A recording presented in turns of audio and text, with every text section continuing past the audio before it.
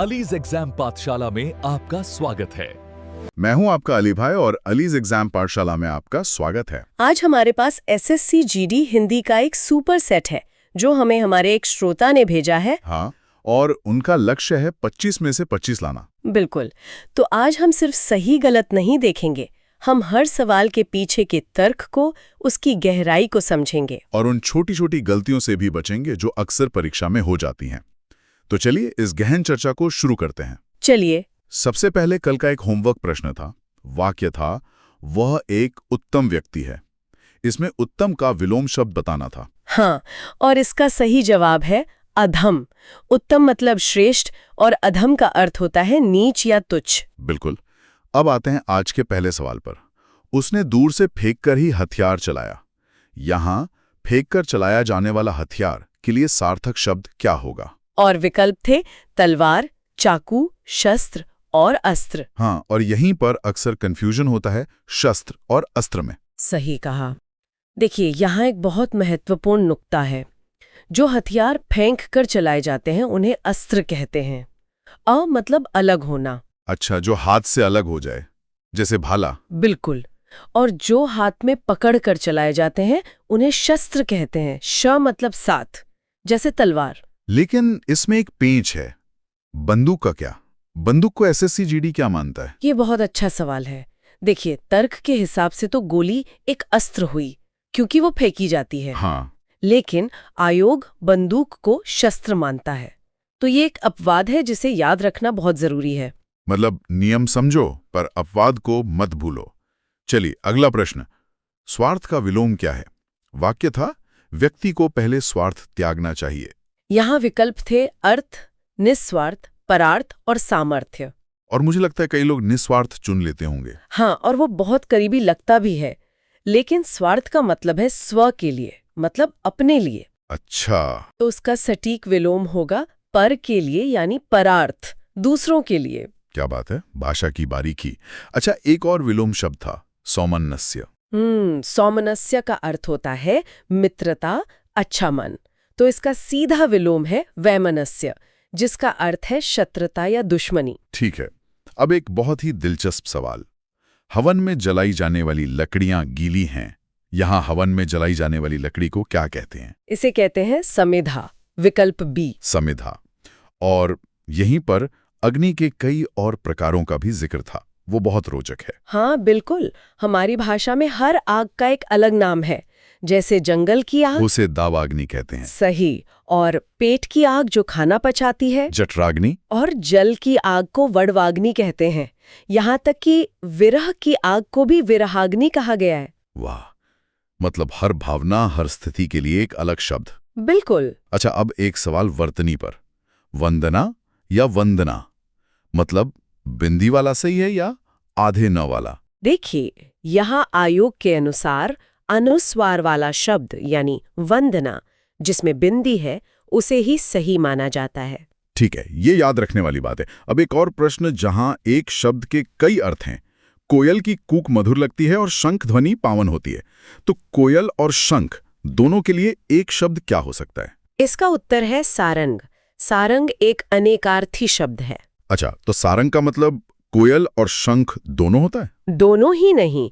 सारंग का मतलब कोयल, शंख, मोर, सर्प, बादल, यहाँ तक कि पानी भी होता है। अरे वाह, ये तो कमाल है। हाँ, ये हिंदी भाषा की समृद्धि को दिखाता है। चलिए अब कुछ मुहावरों पर आते हैं। पहला है लंगोटी में फाग खेलना। इसका क्या मतलब है? इसका अर्थ है दरिद्रता में आनंद मनाना। लंगोटी मतलब गरीबी और फाग खेलना मतलब आनंद मनाना। सही। दूसरा मुहावरा क्यूटेन, शगुफा खिलाना। शगुफा खिलाना का मतलब होता है कोई विलक्षण या अजीब घटना का घटित होना। अच्छा, कोई अनोखी बात हो जाना। ठीक है। अब एक और सवाल। प्रख्यात का पर्यायवाची। वाक्य था, लाल किला पूरे भारत में प्रख्यात एक ऐतिहासिक इमारत है। तो यहाँ सही जवाब है प्रसिद्ध। लेकिन सीखने वाली बात प्रख्यात और कुख्यात के बीच का अंतर है। हाँ, ये जरूरी है। प्रख्यात होता है अच्छे कामों के लिए प्रसिद्ध होना, और कुख्यात मतलब बुरे कामों के लिए बदनाम होना, जिसे अंग्रेजी में नोटोरियस कहते हैं। सही पकड़ा। एक फेमस है और एक इनफेमस। बिल्कुल। अब आते हैं वर्तनी पर। किरण का सही वर्तनी वाला पर्यायवाची शब्द कौन सा है? विकल्पों में से सही वर्तनी वाला शब्द है रश्मि, बी रश्मि। अच्छा, और वहां एक शब्द मरीचि भी था। हाँ, मरीचि का एक अर्थ मिराज भी होता है, जैसे गर्मी में सड़क पर पानी जैसा दिखता है ना, वो। समझ गया। अगला सवाल Q12। इनमें से मेल का विलोम कौन सा नहीं है? हाँ, प्रश्न को ध्यान से पढ़ना जरूरी है। हाँ। कौन सा नहीं है? तो इसका उत्तर है मैत्री, क्योंकि मैत्री तो मेल का समानार्थी है, विलोम नहीं। सही। अब एक खाली स्थान भरने वाला प्रश्न। कल मेरे डैश ने विद्यालय में भाषण दिया। इसमें एक विदेशज शब्द भरना था।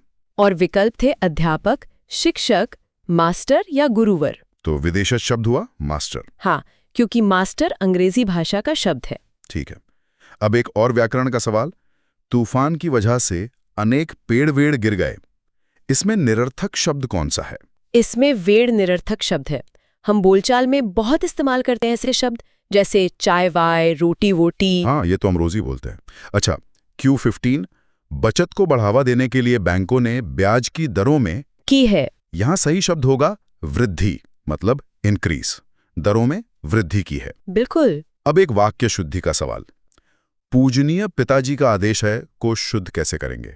इसका शुद्ध रूप होगा पूज्य पिताजी का आदेश है। पूजनीय शब्द गलत नहीं है, लेकिन इस वाक्य में पूज्य ज्यादा सटीक है। अच्छा, एक और वर्तनी। रात्रि में गरिष्ठ भोजन नहीं करना चाहिए। यहां गरिष्ठ की सही वर्तनी क्या है? सही वर्तनी है डी, गरिष्ठ, जिसका अर्थ है भारी खाना जो आसानी से न पचे, हार्ड टू डाइजेस्ट। समझ गया। अब एक और वर्तनी जो एक नियम पर आधारित है। संबंध विच्छेद हो गया में विच्छेद की सही वर्तनी। सही वर्तनी है डी, विच्छेद, जिसमें आधा च आता है। और इसका नियम क्या है? नियम है कि अगर किसी स्वर के बाद छ आता है तो बीच में आधा च जुड़ जाता है। जैसे वे ई स्वर प्लस छेद तो बन गया विच्छेद।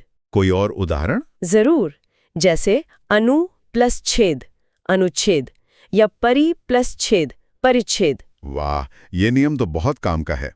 अब एक और त्रुटि वाला वाक्य। प्रत्येक प्राणी को स्वयं आत्मनिर्भर होना चाहिए। इसमें त्रुटि स्वयं आत्मनिर्भर में है। देखिए, आत्मनिर्भर में आत्म का मतलब ही स्वयं होता है, तो 2 बार स्वयं का प्रयोग हो गया। बिल्कुल। इसे पुनरुक्ति दोष कहते हैं। सही वाक्य होगा प्रत्येक प्राणी को आत्मनिर्भर होना चाहिए। ये तो वैसा ही है जैसे लोग कहते हैं कृपया करके। सही पकड़ा, बिल्कुल वैसा ही। चलिए, Q20। विकास की आवाज में बहुत है। यहां भाववाचक संज्ञा भरनी है। तो आवाज में मिठास होती है। सही जवाब है बी, मिठास। और Q21। भारत के उद्योगों ने जिस गति से अपना विकास किया है वह प्रशंसनीय है, प्रेजवर्दी। ठीक है। अब कुछ रैपिड फायर सवाल। वाक्य में त्रुटि है, हमारे को ये विचार छोड़ने चाहिए। सही होगा, हमें ये विचार छोड़ने चाहिए। हिमालय पर्वत में कौन सी संज्ञा है? ये एक विशेष पर्वत का नाम है, तो ये व्यक्तिवाचक संज्ञा है, प्रॉपर नाउन। बहुत अच्छे। बहुवचन वाक्य पहचानना था। सही वाक्य है सी।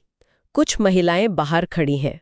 महिलाएं और हैं पर लगी बिंदी दोनों बहुवचन दर्शाते हैं। और आखिरी, विशेषण की दृष्टि से अशुद्ध वाक्य। यह दूध कितना दुबला है, यह अशुद्ध है।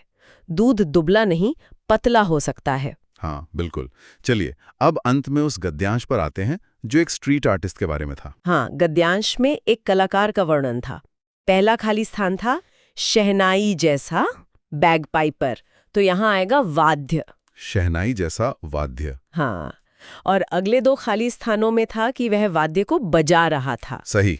फिर एक सवाल था अदब का विलोम। अदब का विलोम हुआ बेअदब, डिसरिस्पेक्ट। बिल्कुल। और आखिरी सवाल था कि सिक्के का पर्यायवाची कौन सा नहीं है। और विकल्पों में था रूपक। हाँ, तो रूपक एक अलंकार होता है, उसका सिक्के से कोई लेना देना नहीं। तो आज की इस चर्चा से तो साफ है कि हिंदी का पेपर सिर्फ रटना नहीं है, बल्कि भाषा को गहराई से समझना है। बिल्कुल।